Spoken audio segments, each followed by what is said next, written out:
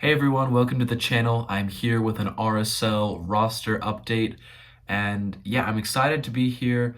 If you've seen my channel before, you'll know that it's probably been a while, so it's good to be back. I've been really busy the past couple months, but I've been missing RSL a lot since the off season, and I just wanted to make a video because I feel like there's not been a lot of RSL content out there, and I was missing it, so this is for me and for everyone else who wants to see it. I don't know if this is going to be like a regular thing, if I'm going to be making RSL content, but if you like it, share it with people. I'm more likely to make it if more people have it shared to them and more people are enjoying it. Let's get into kind of what we've done chronologically.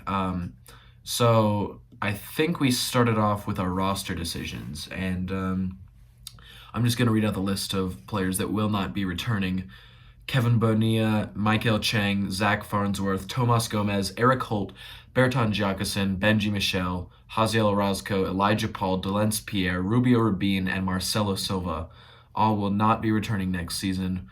Nothing shocking here. I think we all kind of expected basically all of these.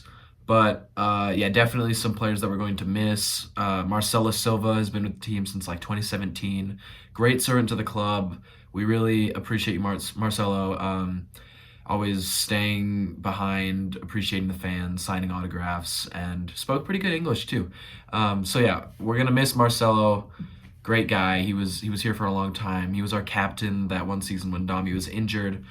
We'll miss Marcelo, and then Michael Chang as well. He's been here for a while. Yeah, great servant, picks up depth minutes, got a lot more hate than I felt like he deserved, to be honest.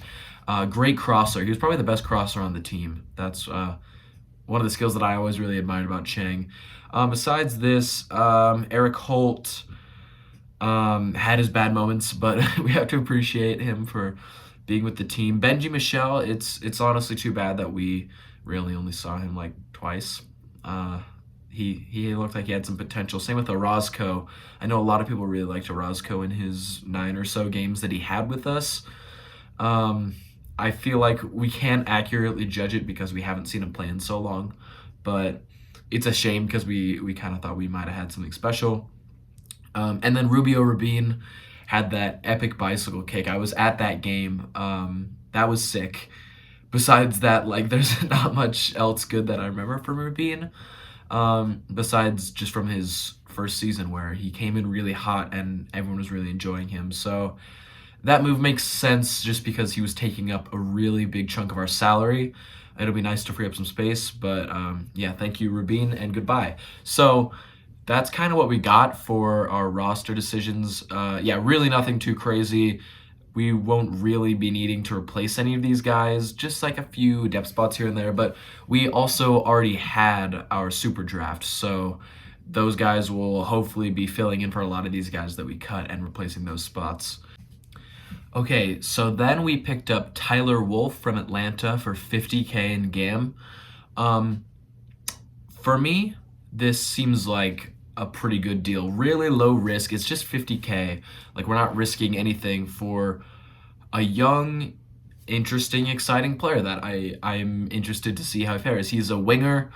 And yeah, for Atlanta, last year he had 6 goals, or this isn't last year, this is just his whole career in Atlanta.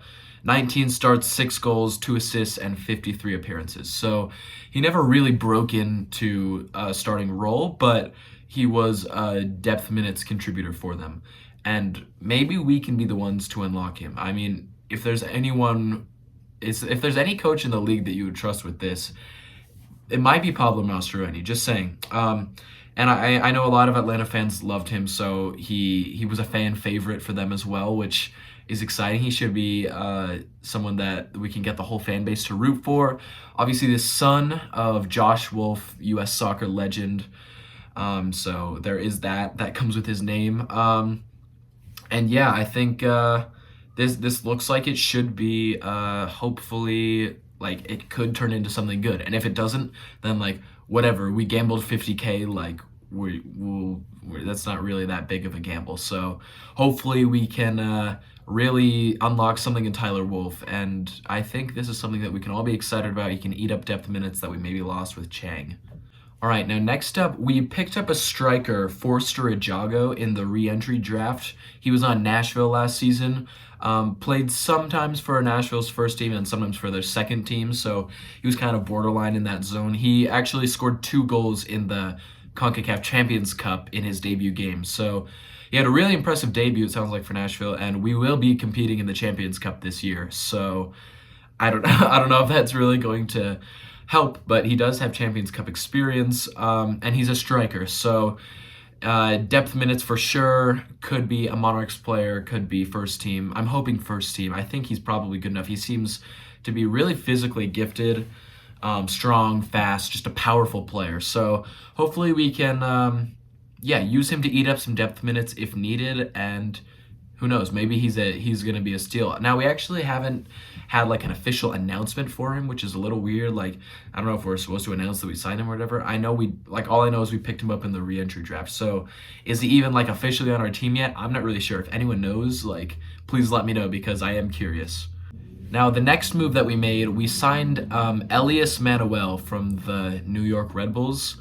This was like this was kind of a surprising trade, I think, for a lot of RSL fans, but it made more sense once we found out about the Anderson Julio trade.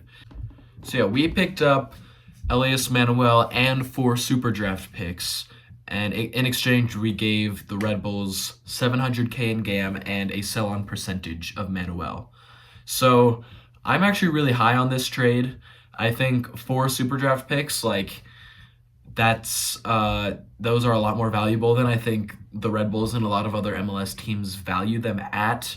Like, remember that's where we got Emeka Eneli and Jasper Loppelsen, and you obviously have your fair number of flops. Like, not all of them are going to succeed, obviously, but we could fill in some minutes that we really need or find someone that could be an absolute steal for us. And yeah, so we don't really know like what we're getting from our super draft players because they tend to be surprises a lot of the time.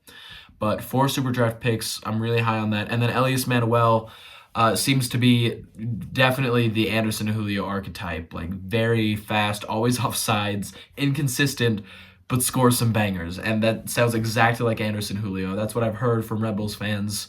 They were sad to see him go, but he wasn't really a key piece of their team when they played in a formation with 2 strikers. So we'll see where he falls in the pecking order. I would expect it to be second just behind Chicho. Yeah, he's still young. He's only 23. He has experience playing in Brazil. And also I think something that's really important is like this isn't his first team in MLS, so we shouldn't have that awkward adjustment period that it takes for so many players coming from outside of the league, where it just takes them like maybe a few months, sometimes it's a year. Like sometimes it just takes a really long time to adjust to MLS because it's just a difficult league to transition to. And he's already made that transition. So that's something that I also really like about this trade.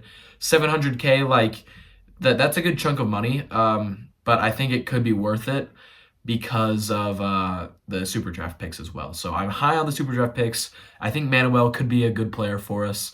Julio's probably better and more consistent and more established, but I'm willing to take this gamble because of the super draft picks.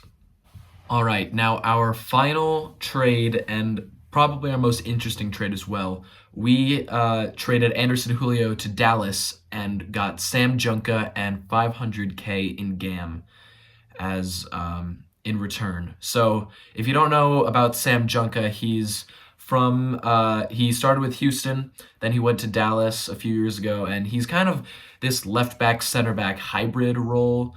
So he can play left back and stay home a little bit more, not as attacking, or he can fill in at center back on the left side because he's left footed. So I think that's interesting. Like, definitely being able to play him in multiple positions is something that I'm high on and I really, really like. Plus, we get 500K in GAM, like, that's no joke, and we can really use that. That makes up a lot of the money that we spent on the Manuel plus Super Draft Picks trade. So that's really big.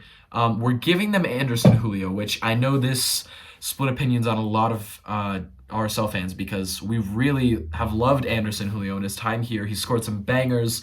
He's just physically gifted in a way that nobody else is on the roster, and I think we're going to miss that. And he was really a crowd favorite, and And I appreciate Anderson Julio. He always seemed to score every game that I went to. He was really a fun player to have. But he goes to Dallas. He's gone. We can't dwell on the past. Anderson Julio's time at RSL is done, which is really too bad. This trade overall, I'm not like I could see it working out. I'm not absolutely thrilled about it, but I'm not. It's not the end of the world that we're losing Julio and we're getting a player that got good minutes for Dallas last year, plus 500K. It's not the end of the world for me, but I could see this signing flop. This could be a bad move for us, especially going to another Western Conference rival. I could see that happening. Let's just hope it doesn't. I think it's probably like a 50-50 chance that it's good for us or bad. And I mean, if not, at least we're getting a reliable defender in, like, that's a spot that we needed. We needed a defender. So, yeah, the thing I don't like is I feel like maybe overall we're taking a downgrade on our backup striker. We're losing Julio and we're bringing in Manuel, but we also have Forster Jago now at striker and Xavier Gozo. Maybe this carves time for him. Axel Kai, maybe there's an opening for him. Maybe one of the guys we drafted as well.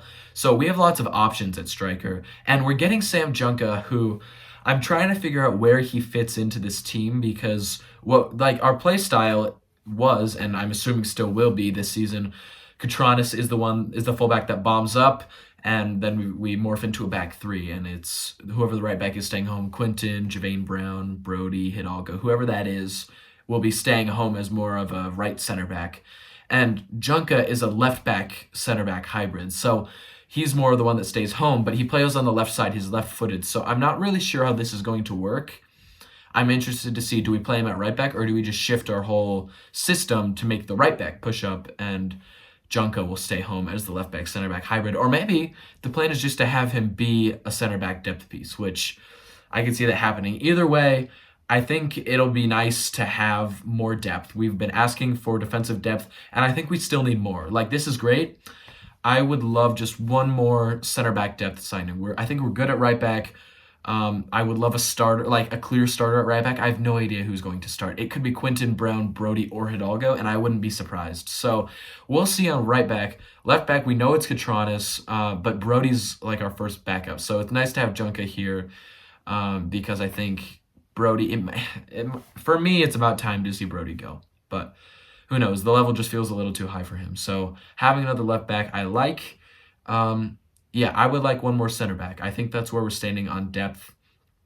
And yeah, besides that, like overall full picture, I think center back depth, I still would like one more signing there. And besides that, like, unless there's a big sale, I don't think there's much we need. I know people want a goalkeeper, and I'm really torn on the goalkeeper thing, because like we need to let Beavers develop.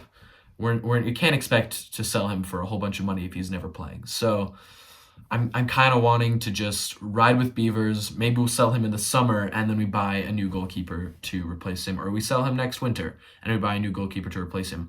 I think we just need to stick with Beavers this season, not flip-flop between him and McMath, even though I think McMath gets a lot of undeserved hate.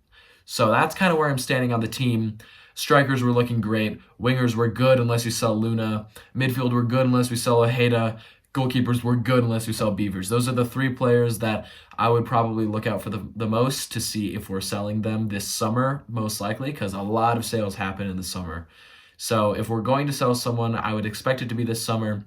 Luna, Ojeda, and Beavers are the names that I've heard being tossed around. I know there have been Chicho rumors. Personally, I don't think that's happening, especially not this window.